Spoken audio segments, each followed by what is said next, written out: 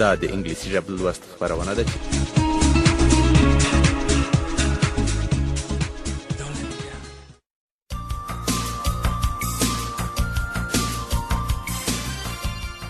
د کلید راډیو د انګلیسي ژبې لوست خپرونې خوږو او قدرمنو اورېدونکو او د انګلیسي ژبې لوست مینوالو زموږ سلامونه او نیکې هیلې ومنئ.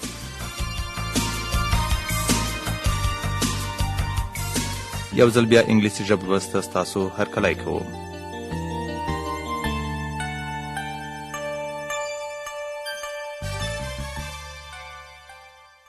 د نن درس نیو انټرکام بوک 1 پیج 61 یو شپیتم مخ. یونټ 5 وکیبولري. یونټ 5 پنځم یونټ وکیبولري لغتنامه. د پنځم یونټ لغتونه دي nouns اسمونه یا نومونه، family family کورنۍ، letter letter مکتوب، خط، لیک، letter لیک، parents parents والدین، مور پلار، soccer soccer د فوټبال لوبه،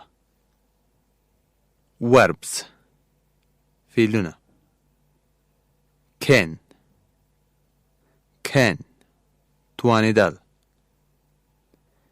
can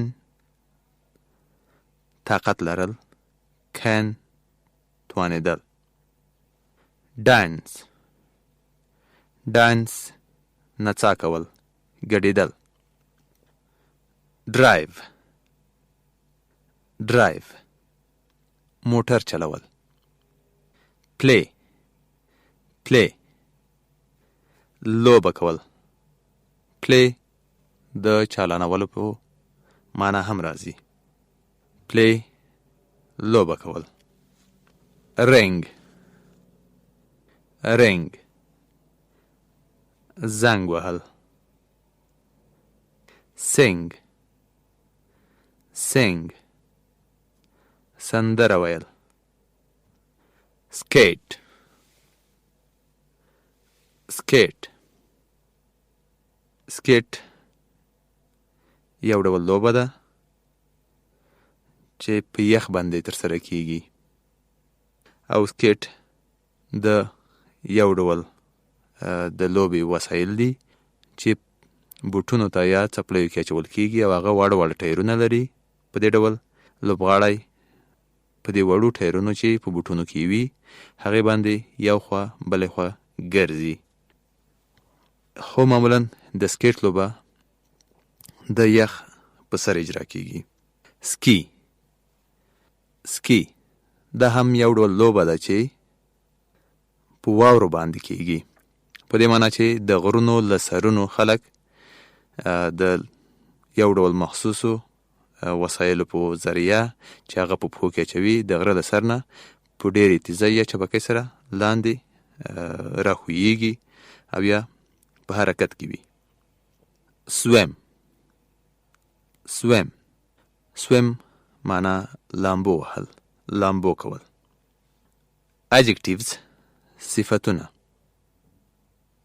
adjectives صفتونه، next next راتلونکی، next څنګ ته. په دواړو معناوی موږ استعمالولی شو. next راتلونکی، next څنګ ته. sick مریض، ناجوړ، ناروغ. sick مریض یا ناروغ. possessive ملکی، یو شی چې کوم په بل پورې تعلق ولري یا شخص یا شی پورې. دلته بیا یو ځانګړی ضمیر استعمالیږي چې دې ته possessive adjective possessive pronoun هم د ضمیر په شکل راځي هم د صفت په شکل راځي. هر د دې لکه هر نوٹ بوک د دې کتابچه. ملکیت ښیي کتابچه د چا ده؟ هر د دی. preposition د اضافت والا توری. preposition د اضافت توری. د اضافت توری د اسم یا ضمیر رابطه د نورې جملې سره ښیي. هر جمله که په اسم شروع شوي، د مثال په ډول احمد ښوونځي ته ځي یا احمد له ښوونځي راغی. دا له یا ته د اضافت توری دي.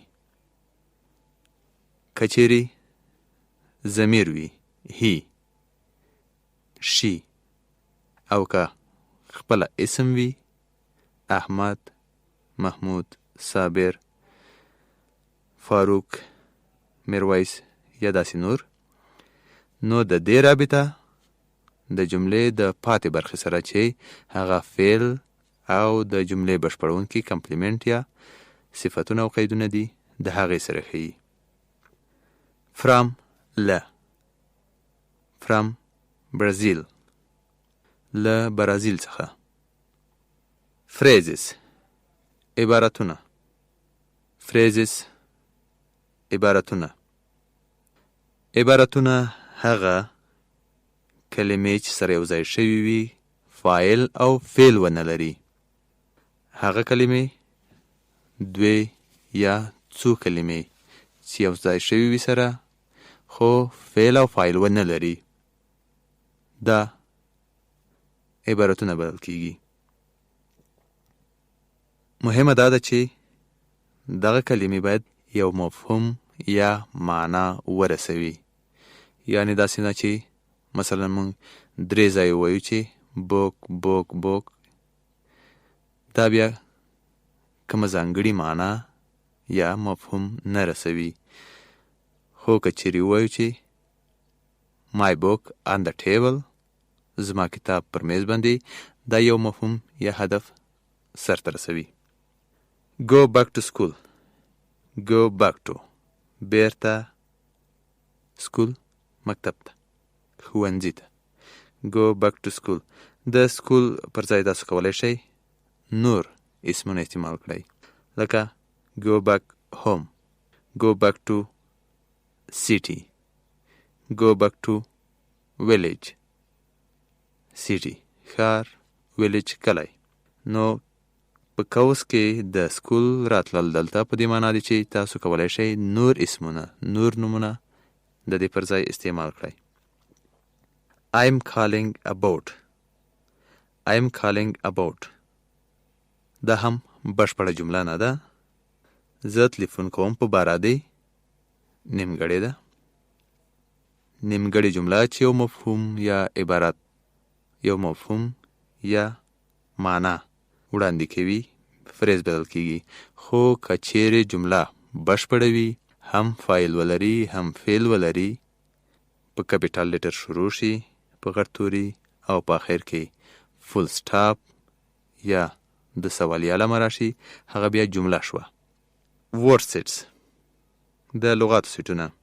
city ښار، country هیواد.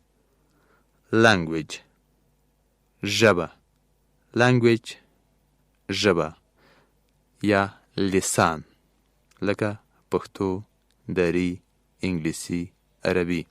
ولې هغه ژبه چې زمونږ د وجود یوه برخه ده، زمونږ په خوله کې، دې ته ټانګ ویل کیږي، ټانګ. خو لسان ته بیا لانګویج وایي، لکه پښتو، دری، انګلیسي، عربي او داسې نور. نشنالیټي. نشنالیټي نشنالیټي په معنا ده هویت، پیژندګلوي، تابعیت. نشنالیټي معمولا په هغه ځای کې استعمالیږي چې کوم هیواد تبع بل چېرته تللی وي، نو د هغې مربوطه هیواد چې دی د هغې استوګن دی، دې سړي ته بیا د هغې نشنالیټي یا هویت ویل کیږي. لکه زمونږ او تاسو نشنالیټي یا هویت څه شی دی؟ افغان. د یو عرب نشنالیټي څه شی ده؟ عرب. مثلا د سعودي عربستان یو استوګن هویت څه شی دی؟ عرب. په افغانستان کې چې څوک اوسېږي هویت څه شی دی، نشنالیټي څه شی دی؟ افغان.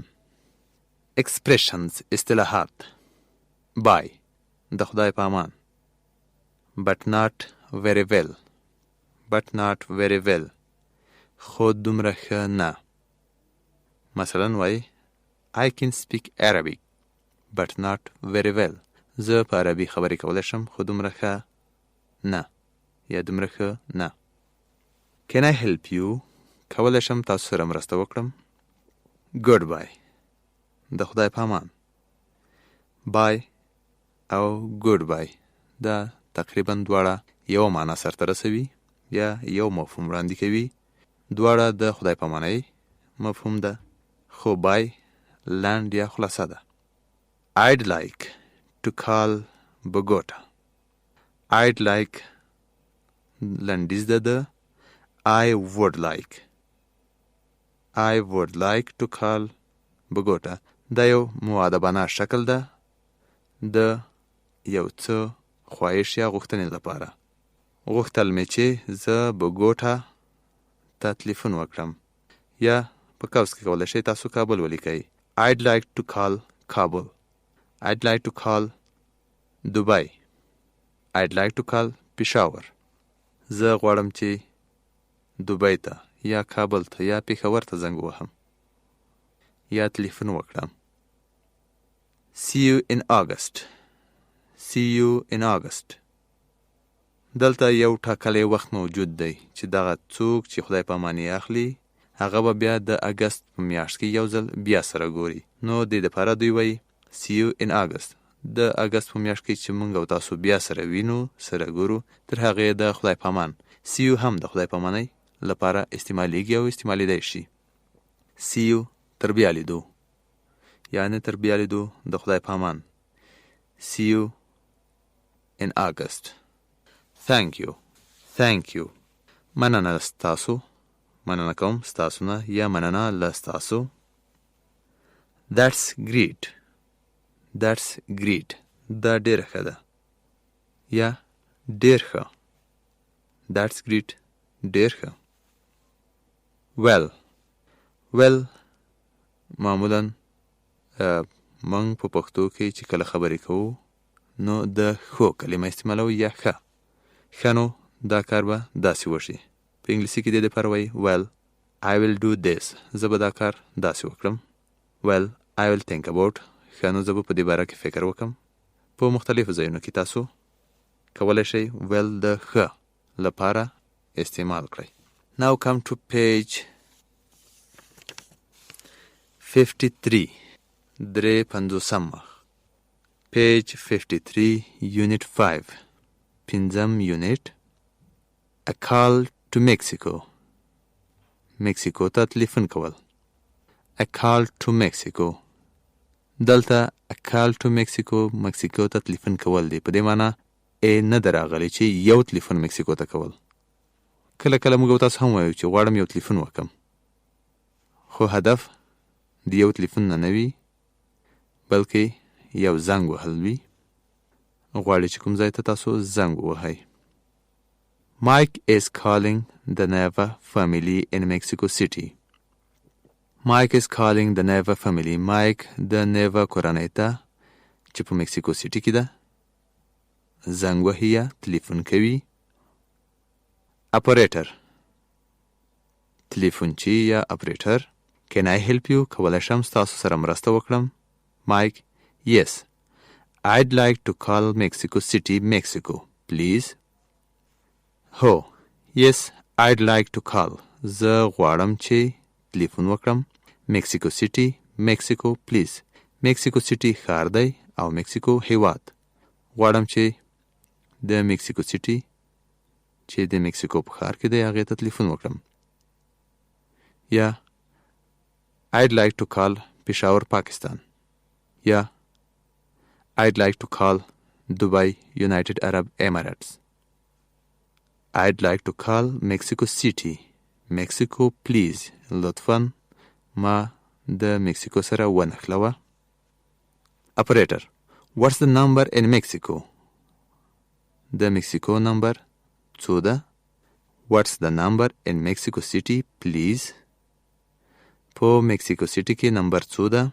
مایک It's 595-3638 دا 595-595 داش دغه کوچنی خط چې تاسو وینئ د داش علامه ده 3638 3-8 اپریټر Can you speak Spanish?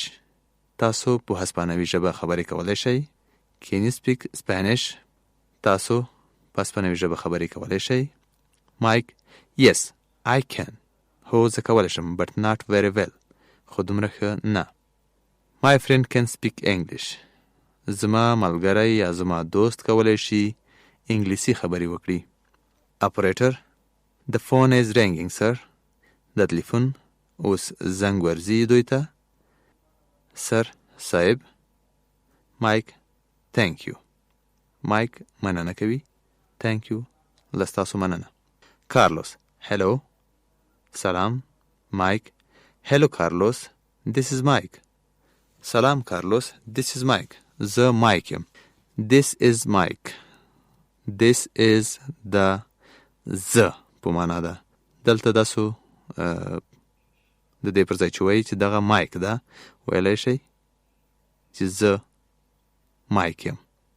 یعنې دا معنا دغه څوک چې ستاسو سره خبرې کوي Mike دی. Carlos, Mike, how are you? Mike, څنګه یې تاسو؟ Mike, fine, thanks. Thank you for the letter. د خط رالیږلو دې مننه. I'm calling about Anna. زه د Anna په اړه تاسو سره غږیږم. Is she very sick? آیا دې ډېره ناروغه ده؟ Carlos, oh no, she is fine now. Oh, دومره نه. She is fine now. دی اوس ښه ده. She can go back to school. دی کولی شي بیرته ښوونځي ته ولاړه شي. Next week. راتلونکې هفته. راتلونکې اونۍ. She's writing to you now, Mike. دی اوس تاته لیک لیکي Mike. Mike, oh good. Are you and your parents okay? آیا تاسو او ستاسو مور پلار یا والدین ښه دي؟ Carlos, yeah, we are fine. هو موږ ښه یو. Mike, that's great. ډېر ښه.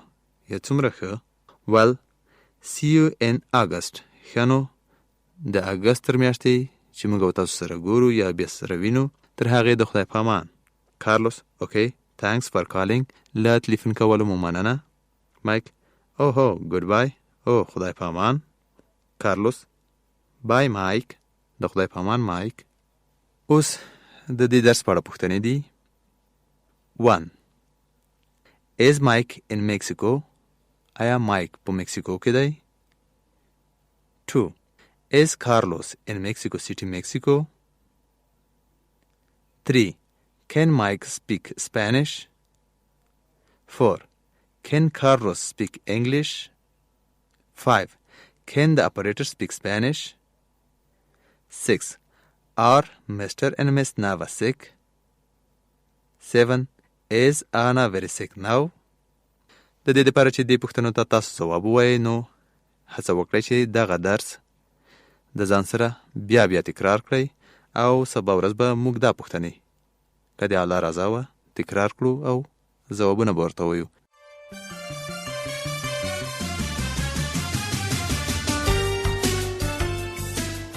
خوږو زده کوونکو تاسو دغه پریکټس ته ادامه ورکړئ او زموږ لخوا د نن درس همدومره و.